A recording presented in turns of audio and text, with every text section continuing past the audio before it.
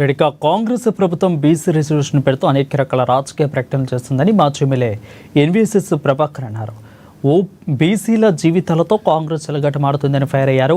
కులగణన చేస్తున్నామని చెప్పి ముస్లింలను బీసీలలో కలిపేందుకు కాంగ్రెస్ కుట్రలు చేస్తుందని ఆరోపించారు. 10% ఉన్న మైనార్టీలను బీసీలుగా చూపిస్తున్నారని, అసదుద్దీన్, అక్బరుద్దీన్, షబ్బీర్ అలీ లాంటి వారిని బీసీలుగా చూపించారని అన్నారు.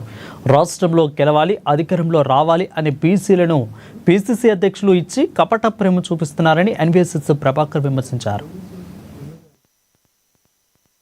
గత కొద్ది రోజులుగా కాంగ్రెస్ ప్రభుత్వం బీసీలకి ఇచ్చేటువంటి ఒక రిజర్వేషన్ పైన అనేక రకాల రాజకీయ ప్రకటనలు చేస్తూ బీసీల యొక్క జీవితాలతో చెలగాటమాడుతున్నట్టుగా భారతీయ జనతా పార్టీ అభిప్రాయపడతా ఉంది. ముఖ్యంగా వాళ్ళు చెప్పినటువంటి ఒక సర్వే, కుల గణన అని చెప్పని సర్వే చేస్తున్నామని చెప్పారు. ఈ సర్వే బీసీల యొక్క జనాభాని శాస్త్రీయంగా గుర్తించడం కొరకు చేసినటువంటి సర్వేగా భారతీయ జనతా పార్టీ భావించాల. కేవలం మైనారిటీలను కలపాలని, ముస్లింలని బీసీలుగా చూపించాలన్నటువంటి ఆలోచనతో చేసినట్లు సర్వే కనబడ్డది ఒక అంశం.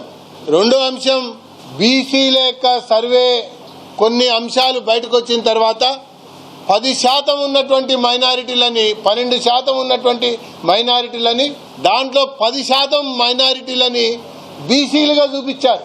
అంటే ప్రస్తుతం ఉన్నటువంటి అసదుద్దీన్ లాంటి వాళ్ళు, అక్బరుద్దీన్ లాంటి వాళ్ళు, షబ్బీర్ అలీ లాంటి వాళ్ళు, వీళ్ళందరినీ కూడా బీసీలుగానే చూపించారు. నిజంగా బీసీల యొక్క శ్రేయస్సు కోరి రాజ్యాధికారం కొరకు గాని, సాధికారికత కొరకు గాని, బీసీల యొక్క అభ్యున్నతి కొరకు గాని ఆ సర్వే చేసినట్టుగా ఎక్కడ కూడా కానరాల.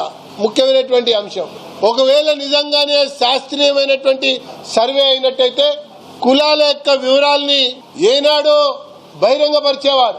శాసనసభలో బహిరంగపరచాల, బయట కూడా దాని యొక్క వివరాల్ని తెలియజేయాల. అంతకు ముందు కూడా కేసీఆర్ గారు కూడా బీసీలు 51% ఉంది అని చెప్పన్నారు. అప్పుడేమో ఆయన మైనారిటీలను కలపకుండా చేసిన సర్వే అన్నట్టుగా వివరాలు ఇచ్చారు.